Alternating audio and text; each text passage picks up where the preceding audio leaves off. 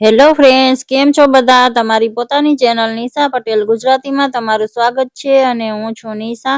આજે આપણે restaurant style paneer cutlet ઘરે બનાવીશું ફ્રેન્ડ્સ. એકદમ બહારથી ક્રિસ્પી અને અંદરથી સોફ્ટ, તેલ પણ નહીં ચડે એવી કટલેટ બનીને તૈયાર થાય છે. રેસ્ટોરન્ટમાં આવી કટલેટની એક પ્લેટરના આપણે કેટલા પૈસા ચૂકવીએ છીએ, તો ઘરે આપણે આને સરળતાથી બનાવી શકીએ છીએ. ઘરે કોઈ નાની એવી પાર્ટી હોય કે પછી ગેસ્ટ આવ્યા હોય તો તમે આ કટલેટ બનાવીને સર્વ કરી શકો છો. ઘરમાં રહેલી જ બધી વસ્તુઓમાંથી આપણે આ કટલેટ બનાવીશું. એકદમ સરળ રેસીપી અને એકદમ ફ્લેવરફુલ કટલેટ બનીને તૈયાર થાય છે. તો ચાલો રેસીપીને જોઈ લઈએ. તો હવે પનીર કટલેટ બનાવવા માટે પનીર લેશું. તો આ મેં ઘરે બનાવેલું પનીર છે ફ્રેન્ડ્સ. તમે પનીરને રેડીમેડ બજારમાંથી પણ લઈ આવી શકો છો. તો આ વજનમાં 150 ગ્રામ જેટલું પનીર છે. હવે આને આપણે બારીક ક્રશ કરવાનું છે, તો તમે એને હાથેથી જ ક્રમ્બલ કરી શકો છો, કા પછી આ રીતે આવી ખમણીથી એને ગ્રેટ કરી લેશું. તો મેં બધું પનીરને આ રીતે ખમણીથી ગ્રેટ કરી લીધું છે. હવે આપણે ગ્રેટ કરેલા પનીરને એક મિક્સિંગ બાઉલમાં લઈ લેશું. ફ્રેન્ડ્સ, એક નાનકડી રિક્વેસ્ટ છે, તમે મારી ચેનલને હજુ સુધી સબસ્ક્રાઇબ ન કરી હોય તો પ્લીઝ ચેનલને સબસ્ક્રાઇબ જરૂરથી કરી દેજો અને બેલ આઇકનને પ્રેસ કરી દેજો, જેથી મારી નવી વિડીયોની નોટિફિકેશન તમને મળતી રહે. હવે આ મેં દહીં એડ કર્યું છે, તો પાણી નિતારીને આ રીતે હંગ કટ જેને કહીએ છીએ એ મેં એડ કર્યું છે. અને બાઇન્ડિંગ માટે આમાં મેં પૌવાનો ભૂકો એડ કર્યો છે. ચોખાના જે સફેદ પૌવા આવે છે એને મિક્સરમાં ક્રશ કરીને એડ કર્યો છે. આ મેં સ્વીટ કોર્ન લીધી છે, એને મેં પાણીમાં બાફી લીધી હતી અને એનું પાણી નિતારીને એને પણ આ રીતે મિક્સરમાં અધકચરી એવી ક્રશ કરી લીધી છે. બહુ બારીક કરવાની જરૂર નથી ફ્રેન્ડ્સ. આ રીતે કોર્સલી આપણે એને તમે ચોપરમાં પણ કરી શકો છો સ્વીટ કોર્નને ક્રશ. હવે આમાં મસાલા કરીશું. તો ટેસ્ટ પ્રમાણે મેં નમક એડ કર્યું છે. ફ્રેન્ડ્સ, આમાં પૌવાનો પાવડર એડ કરવાથી વધારાનું મોઇસ્ચર બધું સોખી લે છે અને કટલેટ આપણી તળતી વખતે એમાં તેલ નહીં ચડે. એકદમ સરસ બાઇન્ડિંગ આવી જશે બધી સામગ્રીનું.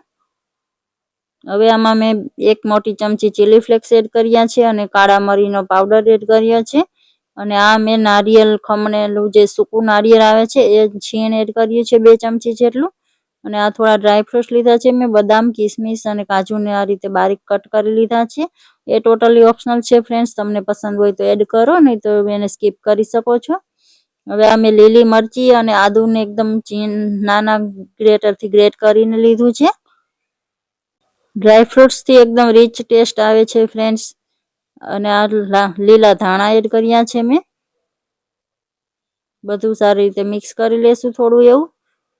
અને હવે ઉપરથી મેં 1 ચીઝની ક્યુબ લીધી છે. આ રીતે એને આ રીતે નાના ગ્રેટરથી ગ્રેટ કરીને એડ કરી દેશું આપણે. ચીઝી ફ્લેવર સારી લાગે છે આમ ફ્રેન્ડ્સ, બાળકોને પસંદ આવે છે એટલે મેં ચીઝ એડ કરી છે. તમે ચીઝ વિના પણ બનાવી શકો છો. હવે બધું સારી રીતે મિક્સ કરીને આપણે કટલેટનો શેપ આપવાનો છે. તો આ રીતે પાટલા ઉપર થોડું મિશ્રણ લઈ લેશું. હું આને હાર્ટ શેપ આપું છું ફ્રેન્ડ્સ. તમે એને કોઈ પણ શેપ આપી શકો છો, ને તો તમે એને હાથથી આ રીતે ટીકી જેવું બનાવીને ગોળ શેપ પણ આપી શકો છો, અથવા બોલ્સની જેમ પણ બનાવી શકો છો તમે. મેં આ રીતનું હાર્ટ શેપનું કૂકી કટર લીધું છે અને એનાથી આપણે એને આ રીતનો હાર્ટ શેપ આપીશું. સરળતાથી બની જાય છે. આ રીતે બધી કટલેટ બનાવીને તૈયાર કરી લેશું.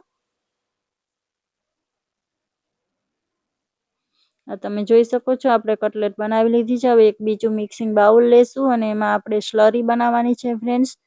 તો આ મેં 2 ચમચી કોર્નફ્લોર લીધો છે. તમે કોર્નફ્લોર ના હોય તો એની જગ્યાએ મેંદો પણ લઈ શકો છો. કટલેટને સરસથી ઉપરથી કોટિંગ માટે આપણે આ સ્લરી બનાવવાની છે. હવે સ્લરી ઉપરનું લેયર એકદમ ફીકું ન લાગે ટેસ્ટ ફ્લેવર માટે, એમાં પણ થોડું નિમક એડ કર્યું છે. આ મેં પિઝા સિઝનિંગ એડ કરી છે, જે મિક્સ હર્બ્સ કહીએ છીએ એ. થોડા એવા ચીલી ફ્લેક્સ એડ કર્યા છે. અને હવે થોડું પાણી એડ કરીને આપણે આની પતલી સ્લરી બનાવીને તૈયાર કરીશું. આ રેસીપીને તમે કિટી પાર્ટી કે પછી કોઈ નાના એવા ગેટ ટુગેધરમાં પણ બનાવીને તૈયાર કરી શકો છો ફ્રેન્ડ્સ. આ રીતે થોડું પાણી એડ કરીને આની પતલી સ્લરી બનાવીને તૈયાર કરી લીધી છે.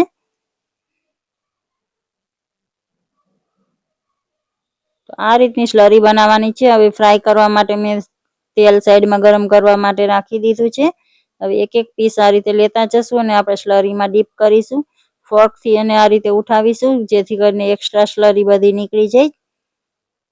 અને હવે આ બ્રેડ ક્રમ્સ લીધા છે મેં, એમાં આપણે આ રીતે કોટ કરી લેશું.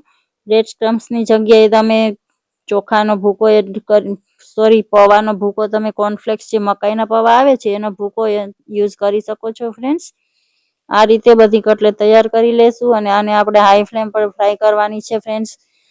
એર ફ્રાયરમાં પણ આ કટલેટ બહુ જ સરસ બને છે ફ્રેન્ડ્સ. તમે એને હેલ્ધી રીતે બનાવવા માંગતા હોય તો એર ફ્રાયરમાં બનાવી શકાય છે, પણ એર ફ્રાયર બધાના ઘરે નથી હોતું એટલે મેં આ રીતે ફ્રાય કરીને બતાવી છે. હું આ રેસીપીને એર ફ્રાયરમાં પણ બનાવું છું. હાઈ ફ્લેમ પર આપણે ફ્રાય કરવાની છે ફ્રેન્ડ્સ. એને વાર જરાય નથી લાગતી. 1 થી 1.5 મિનિટમાં આ રીતે એક સાઈડથી થવા દઈશું અને પછી પલટાવી લેશું. તરત જ એનો ગોલ્ડન યલો કલર આવી જાય ત્યાં સુધી આપણે એને ફ્રાય કરી લેશું. તો આ રીતે એક એક પીસને ફોર્કની હેલ્પથી આપણે પલટાવી લેશું. લો ફ્લેમ પર ફ્રાય નહીં કરીએ ફ્રેન્ડ્સ, નહીંતર આમાં તેલ ચડી જશે. આ રીતનો કલર આવી ગયો છે મસ્ત, તમે જોઈ શકો છો. હવે આપણે કટલેટને બહાર કાઢી લેશું. અને મેં ટોમેટો કેચઅપ સાથે સર્વ કરી છે. તમે આને લીલી ધાણા ફુદીનાની ચટણી કે પછી તમારા મનપસંદ કોઈ પણ ડીપ સાથે સર્વ કરી શકો છો. તો ફ્રેન્ડ્સ, તમને મારી આ કટલેટની રેસીપી કેવી લાગી? એક પીસ હું તમને તોડીને બતાવું. ઉપરથી એકદમ ક્રિસ્પી અને અંદરથી એકદમ સોફ્ટ એવી કટલેટ બનીને તૈયાર થઈ છે. ફ્રેન્ડ્સ, રેસીપી સારી લાગી હોય તો લાઈક કરી દેજો. તમારા ફેમિલી અને ફ્રેન્ડ્સ સાથે શેર જરૂરથી કરજો અને કમેન્ટ કરીને જરૂરથી જણાવજો.